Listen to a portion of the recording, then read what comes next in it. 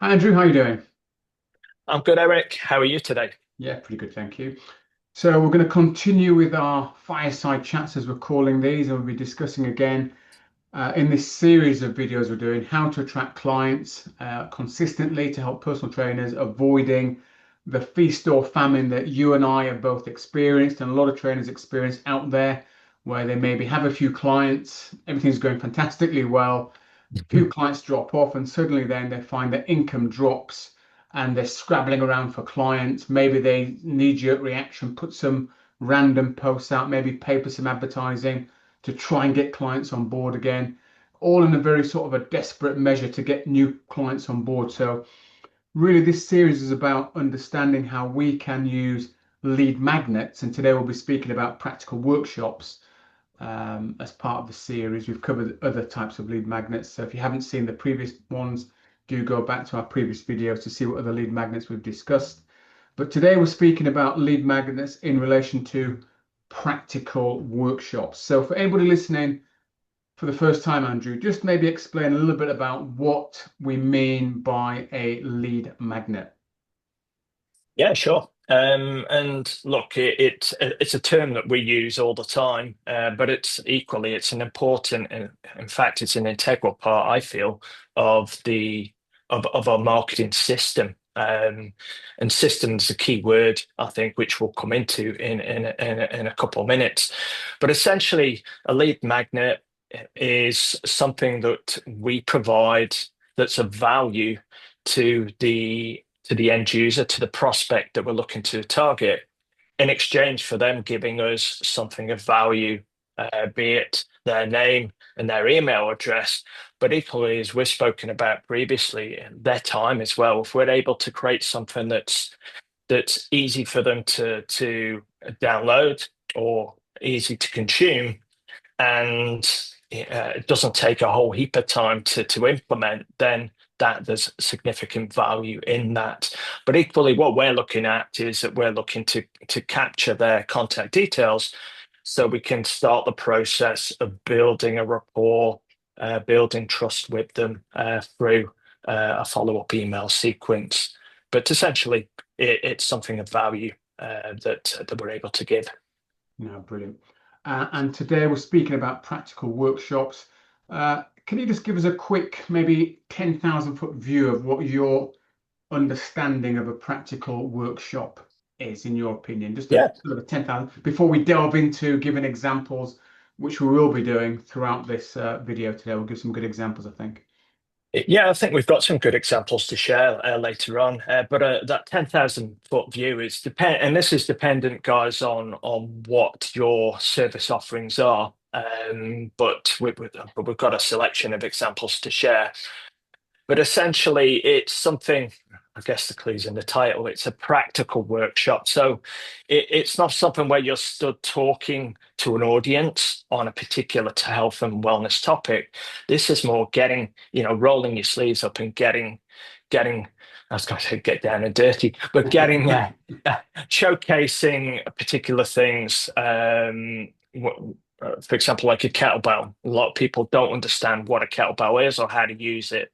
Then, if you're a personal trainer that utilizes kettlebells as a primary tool that you use within your business, then showing the basics on that is a good example.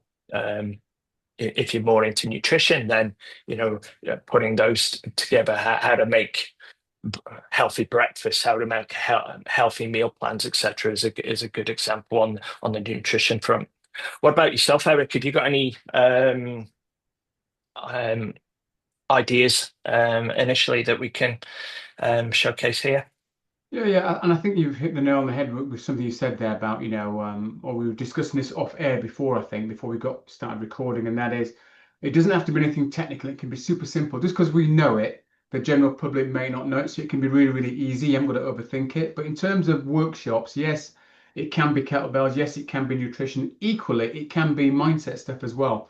But I think the key Right. point you mentioned was it's something which people are actively engaged in doing. They're not just sat on the backsides listening to you speak, whether they are doing a Turkish get up or a goblet squat or they're making a smoothie if you've got that facility, or they're writing in a workbook, doing something of maybe a more of a mindset nature. It's about engaging people.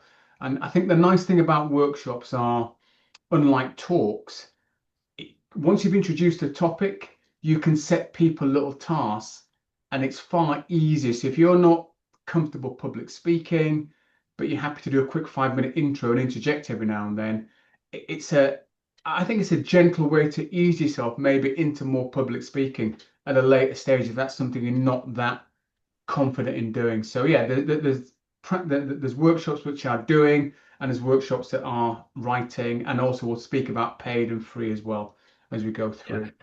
And I think just as an example, I remember I was in Denver a few weeks ago and I went to, I mentioned it on one of the earlier fireside chats we did, where I went to the Barefoot Shoe Convention and there was workshops around there. There was a balance workshop that I took part in.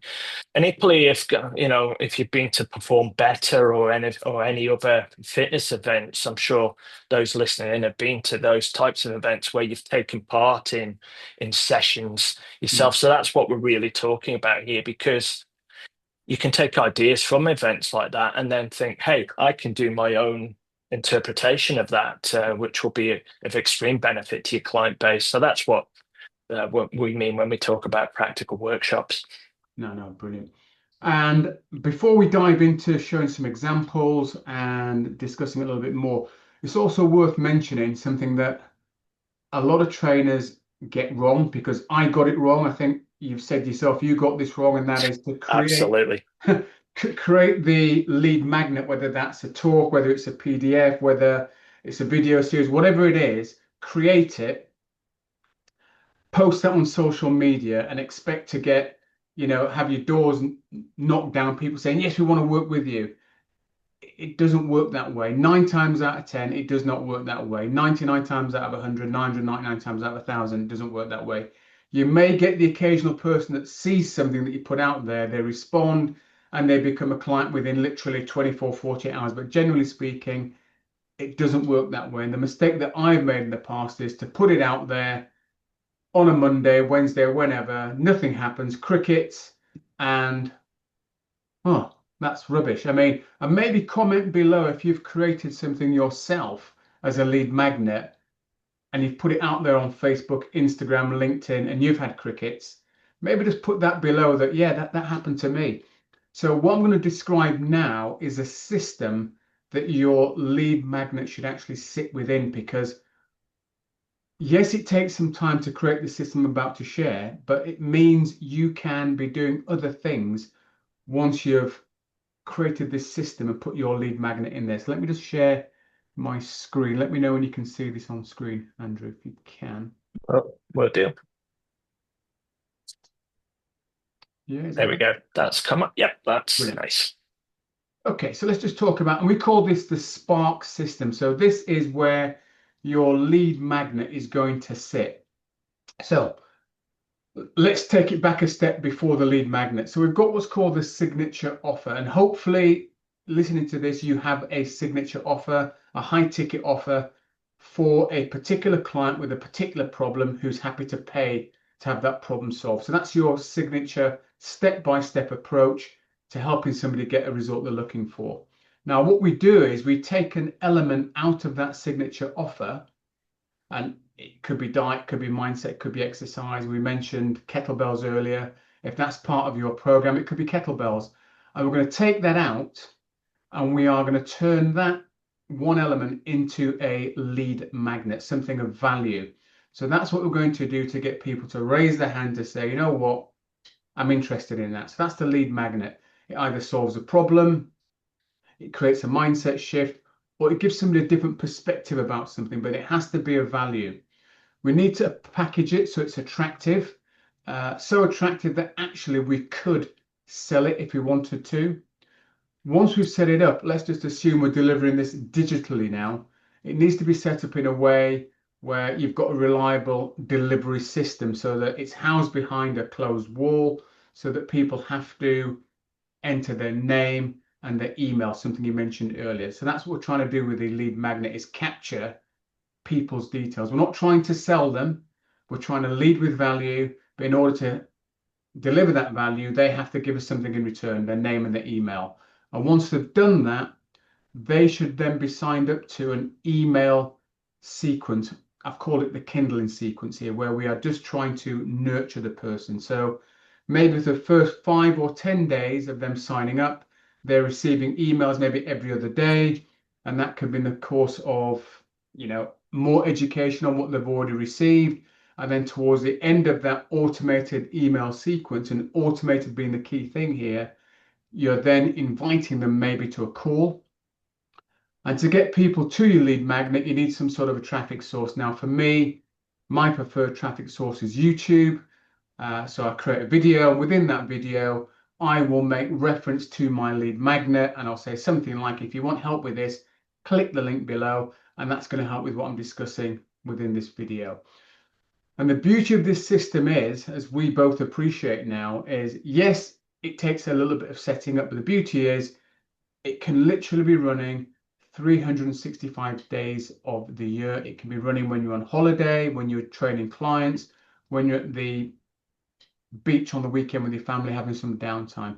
This can be running in the background, and it can also augment any paid for advertising if you're doing that as well. But this system can be running to generate organic leads pretty much 24/7 for you, 365 days of the year.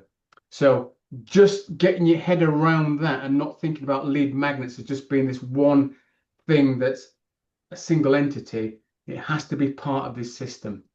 Any thoughts, comments on that, Andrew, before we dive into discussing things a bit more in a bit more detail? You've described it pretty thoroughly, and you've shared some key elements. And I think the pressing things for me on there is that yes, there's an element, well, more than an element. There's work involved in getting it put together. But once it's put together, it's like a huge stress release because you're not having to um, think, oh, I've got to, when I finish here, I've got to get home and then I've got to start sending all these emails out to as follow-ups because that's what this system's doing. It's like an automated assistant that you Yeah, have on your team. And equally, unfortunately, in my experiences, not all of us have what we call the signature system. We've got an idea in our head of the the procedures that we follow as fitness professionals in the workouts we put together, but we haven't packaged it into a what we call a signature system with a defined name. yeah, And I feel that that's an element that we need to address as fit pros because if we can package our programs into these products, it helps us stand out from the perceived competition. Because if you're talking about your lean in 15 or whatever, we can come up with better titles, but sure. somebody wants to do that program as opposed to I want a personal trainer. So you're standing out head and shoulders about above any perceived competition, as I say. I'd be interested actually that anyone listening let us know if you do have signature systems in play, and drop some details below. It'd be good to know. Yeah, no, absolutely. And again, that signature program, we'll probably do a video on that or a series on that at some point, but that is an element of it, and that's where we're going to be extracting the lead magnet from. The beauty is, if they like the lead magnet, the chances are they're going to like the program because it's been extracted from your signature system, which it's almost like giving it a bit of a test run, isn't it, I guess? It is, and that's a good point. You mentioned it earlier of not having a standalone lead magnet, and yes, I've made that mistake in the past, as clients of mine have as well. Where it's Mm. I need clients now. Let's get some stuff and hope it sticks. I won't use the wording I normally use to keep Yeah. it polite, but it that's in isolation, and you hit the nail on the head. It can work to a degree, but only very briefly. Whereas if it's part of the overall system, like the Spark system, then there's continuity, and as you quite rightly say, that once they love what you've provided them as the lead magnet, and they see that there's another 10, 12, 15 elements that form part of the program, then it just makes complete sense to, yes, that's the next logical step I need to take. I need to invest into that signature program. No, 100%. And so we're going to share some examples in a second, but I think it's also worth just reiterating that one of the problems that trainers have, and I've had it, you've had it, and trainers continue to have this, and they will continue to have it, is this idea of I haven't got any clients. I need to do some paid for advertising, or I need to just chuck some stuff out on social media, the five guys post, that type of thing. They get some sort of response coming in, which is great. Got some clients. Okay, fantastic. And then taking the foot off the gas pedal. And then a few weeks, a few months later, bang, back in the same position again. So that's what we're trying to avoid. We're trying to set something up where this, once it's set up, we don't forget about it, but it can almost be forgotten about. But we set it up, still got to pump it with some sort of information. We need to, like I said, get the traffic to our lead magnet. But once it's set up, what we're looking to do is get those leads coming in on a regular basis. I think it was Daniel Priestley that said, every business that is struggling out there with getting clients, he can attribute it to something happening further upstream, which is a lack of leads coming into the business. Right. Yeah. He's very much into if you've got leads coming in, which is the lifeblood of your business, you've got an opportunity at some point to convert a percentage of those leads into paying clients. But if you have no leads coming in and you're just relying upon that 3% of people who are looking to buy today, you are competing in, I think somebody used the phrase, the red water with everybody else trying to Yep. get that 3% that are looking to buy today. And you might get lucky, you might get some. But the reality is most people are not looking to buy today. So by creating this lead magnet, we are fishing to a certain extent in this blue water where Mhm. we're educating people. It's a far gentler approach. And we've used the term sharks and dolphin. Not that either one's right or wrong, but I want to be in the blue water like a dolphin, which is far easier, more relaxed, and less stressful marketing, where you're leading with education rather than leading with, hey, sign up for my thing, you know? Yeah, and being in that red water, that red ocean, as you say, it's just so stressful because there's so many more fitness professionals out there, all fighting for those same prospects. Particularly if you're based locally and you're doing local based marketing, and it becomes a frantic push, and you end up undercutting each other, and that's just driving prices down to giving away your service, which is just crazy. That's going out of business essentially because we are fitness professionals, and we deserve to be paid, compensated accordingly for what we deliver. It's life-changing results that we provide clients when they come on board. So being having that signature system and then being able to position yourself differently in the products and services you offer helps you stand out so that you can be, as you say, that dolphin then, and be able to enjoy the whole experience Yeah. because business can be challenging. It's simple, but it's difficult to put into effect, and we make it more difficult because of the stresses and the lack of time that we put or invest into promoting ourselves. Perhaps that's for a lack of education or lack of understanding, but it doesn't have to be. If we and I've made this mistake where I try and overcomplicate things. If we keep it simple and we focus on one thing and we do that thing very well and we give it enough time to be able to deliver, then you'll find that straightforward approach, brings dividends to your business, i.e., brings consistent, good quality leads. Yeah, sure. Okay, Andrew, we spoke about practical workshops, so let's share a few examples. So if you wanted to share one example of one of your clients and what they did, and then I'll share a couple of ones that I have done myself personally as well. Yeah, sure. I know we're gonna sort of double dip on the topic here, but I've worked with a lot of kettlebell um, instructors over the years. And this is one that I partner with. I do work with Strength Matters, the team there, James and Josh, and they are highly qualified. They run workshops. James does talks around the world at various events, but they're known for their kettlebell work. And with their client base, they partner with them. In this example, with Fit Studio, where they would travel and they would run the workshop. This is a full day one they were running, and they went into the three foundational exercises to do: the swing, the get up, and the goblet squat. And they offered this to the clients of the studio. This one in particular was a paid one, but they would also offer it to the wider public who would pay a slightly higher price.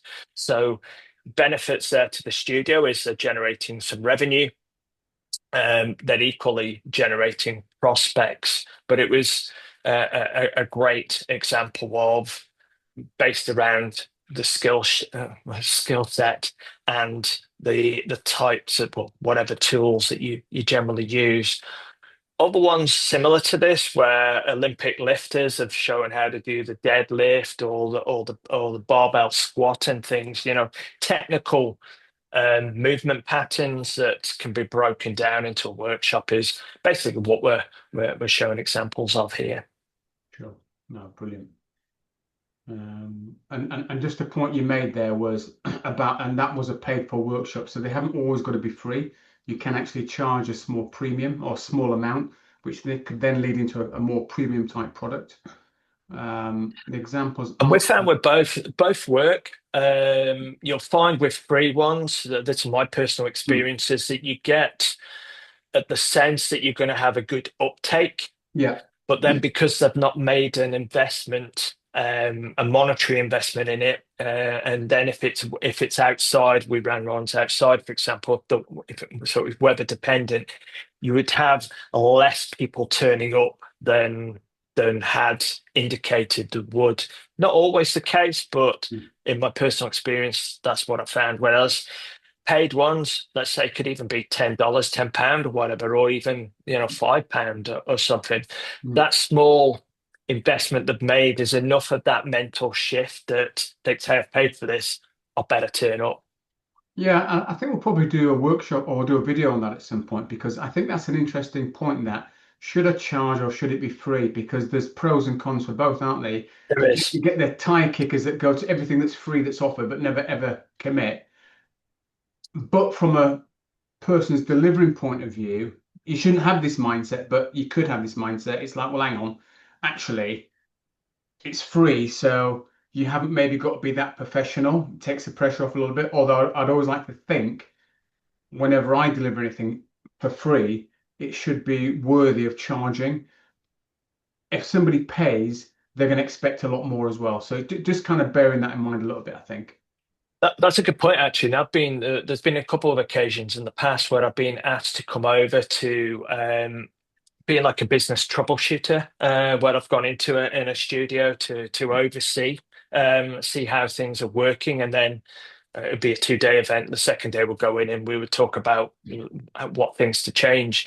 One of them actually was they were running the free workshop, and you could see I was disappointed. I felt there was a lack of professionalism there, that they were the person running it had that exact thing as you say, where, hey, this is free, so we can joke around. And they didn't come across as performing at their best, in my opinion. And that was the feedback I gave as well, in that, hey, even if it's free, I think you've got to 110, 150%. And because this is the first impression somebody has of you and your business. So you want to leave them wanting more and think, hey, this is exactly the place I want to be part of. Yeah, and again, we've said it in previous videos about lead magnets. Although a lead magnet typically is free, there's a time element on the client, the recipient, or the prospect's point of view. So turning up for a workshop that's either half an hour, half a day, a whole day, there's a time exchange, and that's the value. So you do need to deliver. So the examples I'll give very quickly are, let me know when you can see this, Andrew, on screen. There we go. Okay. Perfect. So this was the net result of a workshop that I ran, and it was almost what you were describing earlier.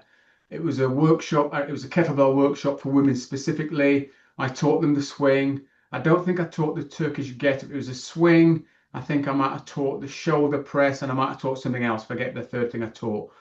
Really, really lightweight. So there's no, the perception of the people attending was, all right, these are super light. I think I started off with 2 kgs just so they could feel really comfortable. And then I brought out the really big ones. But I started off with the lightweights, and then the lead on from that workshop or those workshops that we ran led into the kettlebell express workout. And this was a little fly that we created. I mean, it looks quite dated now. I mean, I'm going back over 10 years now. So back then it looked quite modern. But that was a free practical workshop. The one in the middle, this was a thinking workshop. So they had workbooks. It was called the Weight Loss Escape Plan. And it's where I guided clients through 6 common traps that people get caught up in that hinder their ability to lose weight. So I created some workbooks, and this was a free event for my existing clients. So it was a practical workshop for my existing clients. And I think that's something worth bearing in mind. If you have a client base, every now and then, I think a good value add is to offer something to them that's free. It just gives them that sense of, all right, this guy's not just after the money. Clearly, we're running a business, so we want to make money. Let's not shy away from that. But this can be a good value add and also an excellent way to help with client retention and invite past clients onto the workshop you're running. So it's a way to re-engage people as well. And then the third example here was me delivering a paid for workshop for personal trainers, how to create, market, and sell your own successful high ticket fat loss program. And that then led into one-to-one work, at a higher level. And the final example I'll share very quickly, and this is more of a recorded practical workshop. Let me know if you can see that, Andrew. Yep, that's come through. So this was me being recorded in the kitchen, and I think I'm demonstrating meal prep. And again, something you mentioned, yes, it's simple, but sometimes simple is what people want. They don't want complicated. So I'll let this run for just a few minutes or a few seconds. And the thing about doing this preparation as well is if you do the preparation like I'm doing now, it takes as long to cook one piece of chicken as it does to cook, what have we got here? 1, 2, 3, 4, 6 pieces of chicken. That depending on how much you eat. Okay, I'll pause it there. But again, that was a video that was recorded in my kitchen. Me just showing how to prep something really, really simple. But I then took that and put it into my online course. So it's now become part of my online course as well. Again, Perfect. I'm not trying to be a cordon bleu chef. I'm keeping it super simple, just like with the kettlebell stuff, keep it super simple so people can actually wrap their heads around it and leave with something of value. So those are our examples of practical workshops, both physically doing, but also writing. Anything you'd like to add to that at all, Andrew? The list for practical workshops are endless, I feel. If you're a Pilates instructor, well, hey, there's a whole heap of things down that pathway that you can do. Um, the, I was impressed with that. I thought I was watching some TV cookery show there. That was nicely done. But those again, if you're good at that and able to showcase those side of things, fantastic. I remember working years ago with some special needs kids at the college, and I had some professional helpers with me, but we were showing them how to, they were late teens, and we were trying to help them be able to, live independently as best they can. So showing them how to make, breakfast, how to make smoothies, and, how to meal prep and that. So I got a lot of value from that, being able to work with these kids. So as I say, the list is endless, and I'd be interested to hear from, as I say, anybody listening, watching, your experience of workshops. What have you tried? Mobility workshops are another great thing Mm, because, a lot of people go to the gym, but they neglect the mobility side of things. So showcasing those side of things is important. And just reiterating what you mentioned a little earlier that we talked about off screen is that there's so much we know as fitness professionals, and those elements that we think are basic, as you say, they're not basic to your potential prospects. mm, They're bombarded with so much information, they don't really know where to turn, and we mm. want to make it as easy and practical as possible for them to, you know, take that first step into becoming more mobile. An example, or learning how to balance better, if they've got underlying issues that they can fight against, then I think these are important. But I love workshops. It's a great way of delivering value up front, be it paid or be it free. Mm. We talked about the pros and cons there. Both work, and just it gives you that experience, and it gives you um, that experience to be and that confidence then to go into other things like public speaking, as you say, for sure. So give them a try if you haven't, and let us know if you've got any questions.